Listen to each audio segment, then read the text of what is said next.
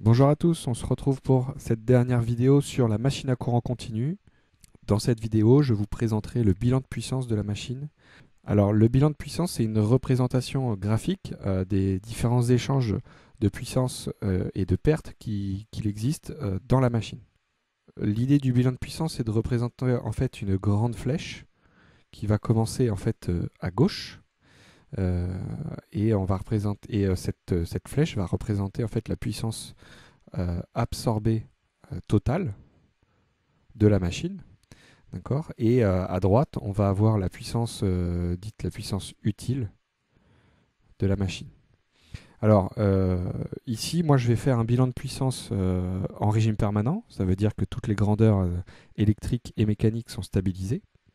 Donc la vitesse est constante, les courants sont constants, la tension est constante, les couples résistants sont constants, etc. Et on va faire ça donc en moteur. Donc ça veut dire que la puissance absorbée, c'est bien une puissance électrique, et la puissance utile sera bien une puissance mécanique disponible en sortie de la machine. Alors ici, vous aurez remarqué que j'ai représenté la flèche un peu plus large sur la gauche et un peu plus étroite sur la droite.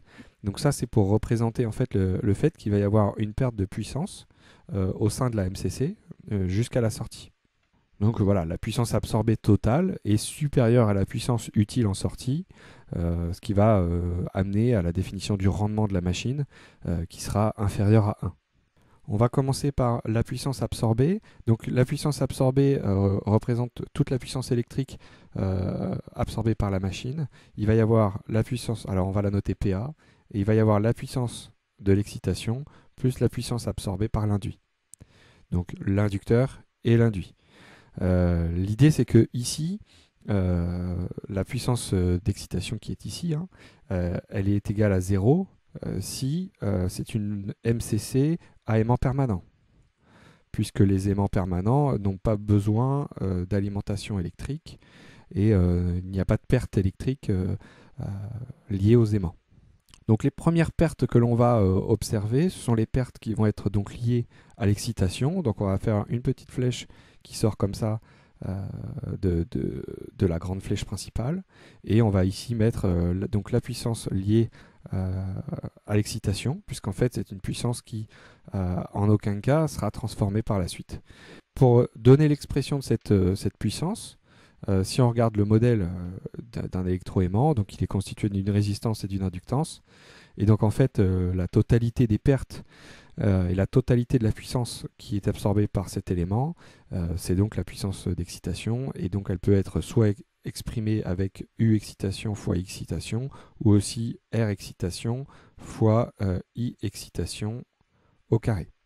Toute l'énergie, toute la puissance pardon, qui est consommée dans l'inducteur, en fait, elle va être perdue puisqu'elle va uniquement servir à chauffer les conducteurs de l'inducteur. Donc après, on se retrouve ici avec une puissance alors qui est légèrement inférieure à la puissance absorbée totale, qui va être la puissance absorbée par l'induit. Et donc celle-ci, on peut l'exprimer facilement comme étant le produit de U fois I, U étant la tension d'alimentation de l'induit et I le courant dans l'induit. Voilà, donc en parallèle de ce graphique, je vais revenir sur l'inducteur. Donc l'inducteur R excitation et L excitation. Vous avez une tension U excitation et un courant I excitation. Et donc voilà les pertes liées à ça. Donc pour l'induit,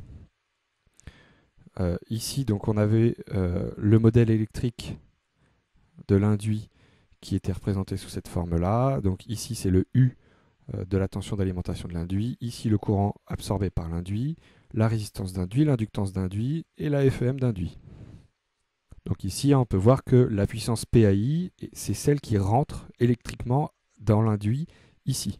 Alors en régime permanent, la tension aux bandes de l'inductance est nulle, UL égale LDI sur DT, I étant constant, puisqu'on a dit qu'on était en régime permanent. Donc la tension aux bandes de L est nulle. Donc en fait, la puissance active consommée par une inductance en régime permanent est nulle. Donc cet élément ne va consommer aucune puissance.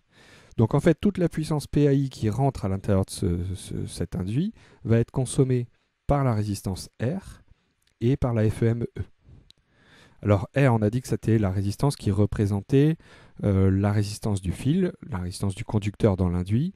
Et donc on fait traverser un courant dans cette résistance qui va provoquer un échauffement, c'est l'effet Joule. Donc ce sont les pertes par effet Joule dans l'induit. Donc ici on va pouvoir mettre une deuxième flèche et on va pouvoir écrire les pertes Joule dans l'induit.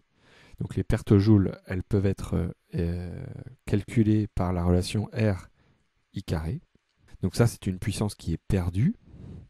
En revanche, la puissance qui va transiter au niveau de la FEM, donc la FEM, hein, c'est la force électromotrice, donc c'est celle qui est liée à l'électromagnétisme dans la machine. Et on avait vu que c'était l'élément qui faisait le lien entre la partie électrique et la partie mécanique par le biais de la puissance électromagnétique. Donc en fait, la puissance qui est consommée par la FEM, c'est pas une puissance qui est perdue, c'est bien une puissance qui est transmise à l'intérieur de la machine et qu'on note, hein, PE, et de manière évidente, donc on l'écrit E fois I. Donc on avait vu aussi que cette puissance allait être exprimée sous la forme de CEM fois oméga. Et donc on se retrouve avec une puissance écrite sous forme électrique et sous forme mécanique. Alors il reste une dernière puissance à exprimer. Donc on en avait un petit peu parlé dans la vidéo précédente. Donc en fait il s'agit des différentes pertes mécaniques par frottement à l'intérieur de la machine. Et on va ajouter à ça ce qu'on appelle les pertes magnétiques, donc les pertes fer. Donc ici, je vais nommer ces pertes les pertes méca plus fer. Voilà, donc ce sont l'ensemble des pertes mécaniques et des pertes fer. Et malheureusement, on n'a pas de modèle simple de perte pour ces éléments. Pour les pertes joules, si on arrive à exprimer la résistance, c'est assez facile, on a RI carré. Pour les pertes mécaniques par frottement à l'intérieur, et pour les pertes fer, qui sont des courants de Foucault qui sont créés dans le fer, eh bien, on a difficilement un modèle de perte facile à écrire. Et enfin, donc on arrive à la puissance dite la puissance utile, donc on va la noter PU, hein, et donc ça va être C fois oméga. C étant le couple utile, alors je vais même préciser U pour utile, donc c'est le couple utile disponible en sortie de la machine, et oméga la vitesse de rotation. Et donc voilà à quoi ressemble un bilan de puissance. Alors forcément on peut écrire des relations entre les différentes puissances. On peut écrire que PAI c'est égal à PJ plus PE. Enfin voilà, on est capable avec ça d'écrire tout un tas de relations entre les différentes puissances.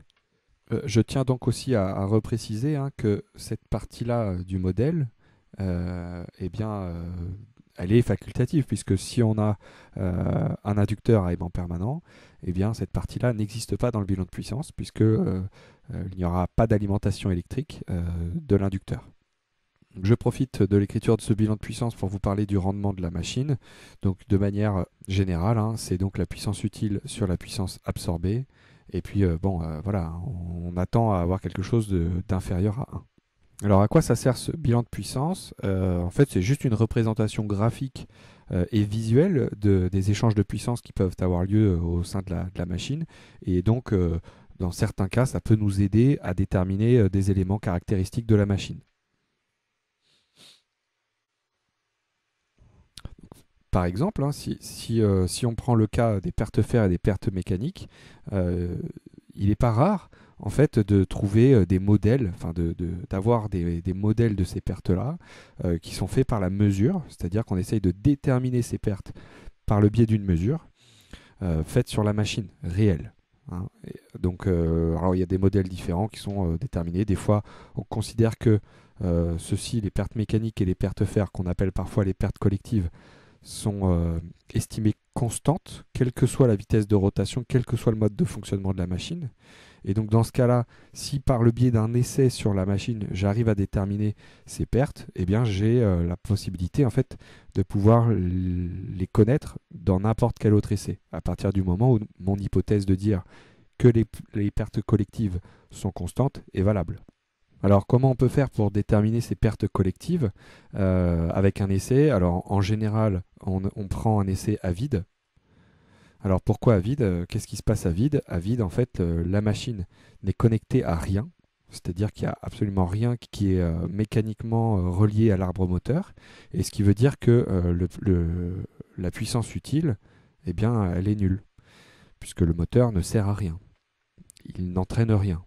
Donc avec cet essai, on va pouvoir, si on connaît la résistance, d'accord, on est capable de déterminer E, donc avec R, U et I à vide, d'accord, on détermine E à vide.